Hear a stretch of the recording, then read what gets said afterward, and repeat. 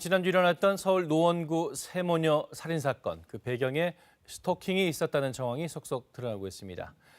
최근 스토킹 처벌법이 통과되기도 했지만 아직도 허점이 많다는 지적도 큰데요. 김수민 시사평론가와 함께 보다 자세히 얘기 나눠보겠습니다.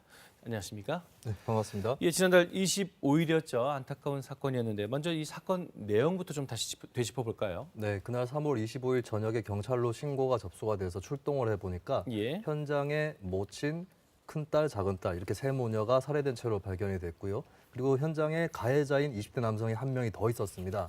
스스로 자해를 하고 중상을 입은 채 발견이 됐고 나중에 CCTV나 이런 것들을 확인을 해보니까 범행 이후에 외출을 한 적이 없이 그대로 있었던 것으로 드러났고요. 경찰에서 이 가해자는 평소에 큰딸이 자신을 만나주지 않는 것에 대한 불만을 품었다라고 자백을 했습니다. 그러니까 일단 지금까지 드러난 정황만 보면 이 피의자가 큰딸을 몇 달 동안 지금 스토킹을 해왔다는 거 아닙니까? 네, 이 피해자의 지인이 인터넷에 올린 글을 통해서 스토킹의 뚜렷한 정황들이 확인이 되고 있는데요. 집 주소를 알려주지 않았는데도 집 앞에 찾아와서 억지로 대화를 한 적도 있고 또 전화번호를 바꿔가면서 연락을 해왔다 이런 내용이 또 있습니다. 그리고 피해자가 평소에 주변인들에게 자신이 당하고 있는 그 피해 내용을 얘기를 한 그런 정황들도 같이 나오고 있기 때문에 점점 스토킹 범죄의 그런 정황이 뚜렷한 그런 상황입니다. 그렇군요. 그러니까 스토킹이 살인으로 이어졌을 가능성이 크다는 건데, 근데 그동안에도 이런 지적은 여러 번 나오지 않았습니까? 그렇습니다. 2018년에 KBS에서 살인 관련 사건의 판결문을 입수해서 분석을 한 적이 있었는데요.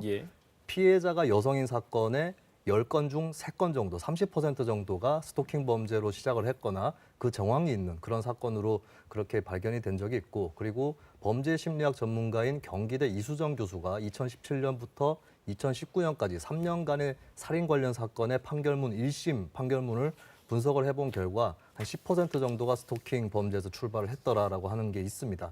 아마 판결문에 나오지 않는 것도 있을 거기 때문에 그보다 실제로는 더 있을 거다 이렇게 자연스럽게 추정할 수 있겠죠. 지금 지난달이죠. 스토킹 처벌법도 통과가 됐는데 만약 이 법이 조금 더 빨리 통과가 됐다면 이 사건 막을 수 있었을까요? 예전에는 스토킹이라고 하는 것이 법적으로 규정이 안 돼 있었고요. 그나마 이제 지속적 괴롭힘이라든지 장난 전화 이런 부분에 대해서 경범죄로 처벌하는 그런 조항이 있었습니다. 근데 벌칙이 10만 원 이하의 벌금이거나 구류, 과료 이 정도의 경미한 수준이었고요. 그나마 정보통신망을 활용해가지고 공포나 불안을 유발하는 이런 경우에 1년 이하 징역에 혹은 1천만 원 이하 벌금 이 정도 수준이었는데 이것도 경미하다라고 볼 수 있겠죠. 그래서 이번에 스토킹 처벌법에 따르면 3년 이하의 징역 또는 3천만 원 이하의 벌금 이렇게 처벌 수위가 올라가 있고요. 그리고 흉기를 소지한 경우에는 5년 이하의 징역까지 그렇게 처벌을 할 수 있도록 했습니다. 근데 이 법이라는 것이 시행이 되고 바로 문화적으로 효과가 일어나는 건 아니기 때문에 조금 더 빨리 제정된다고 해서 효과가 있었다 이렇게 보기도 어려운 것이고 사실 이 법은 1999년에 처음으로 법안이 발의가 됐었거든요. 굉장히 늦게 통과가 되었다라고 정리를 할 수 있겠습니다. 그런데 말이죠. 이 스토킹 처벌법 아직 시행 전이지만 최근에 이 법의 좀 허점이라고 해야 할까요? 아니면 좀 미비한 점 이런 걸 좀 보여주는 또 다른 사건이 있었다고요? 네, 얼마 전에 고속도로 휴게소에서 있었던 사건인데요.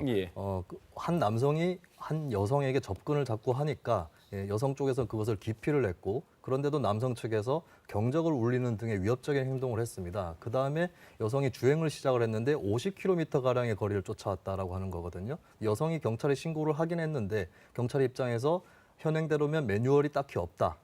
뚜렷한 혐의점이 없어서 그냥 여성을 귀가시키는 그런 일이 있었습니다. 자, 누가 봐도 지금 스토킹 범죄인 것 같은데요. 근데 이 처벌법이 시행되면 앞으로 처벌하면 되는 거 아닙니까? 무슨 문제가 있는 겁니까? 이게 스토킹 처벌법에 따르면 스토킹 범죄로 스토킹 행위로 규정이 된다 할지라도 반복적 또는 지속적으로 그것을 행해야 된다라고 하는 그런 조건이 있거든요. 앞서 제가 말씀드린 사건의 경우에 만약에 그것이 지속적인 게 아니다라고 판명이 나면 처벌을 피할 수 있는 그런 틈새가 발생을 하는 것이고 예전에 있었던 원룸 강간 미수 사건 같은 경우에도 그것이 한 번이었기 때문에 반복적이지 않아서 처벌이 안 되는 그런 위험이 있다라는 지적들을 일각에서는 하고 있습니다. 그리고 또 하나 좀 짚어볼 게 말이죠. 이 스토킹 처벌법으로 처벌 수위는 높아졌지만 피해자를 보호할 수는 없다. 뭐 이런 얘기도 나오는 것 같더라고요. 이건 또 무슨 얘기입니까? 네, 그것은 반의사 불벌죄 때문에 나오는 얘기인데요. 그러니까 피해자가 처벌을 원치 않으면 처벌을 하지 않는다라는 조항이 있습니다. 근데 이 경우에 이 처벌을 피하기 위해서 가해자 측이 합의를 종용하고 압력을 가하고 협박을 하는 그런 가능성이 또 열려 있는 거거든요. 이것 때문에 반의사불벌죄를 폐지해야 이 법이 더 온전해진다. 이런 지적이 또 일각에서 나오고 있는 것입니다. 예. 오늘 말씀 여기까지 듣겠습니다. 감사합니다. 예.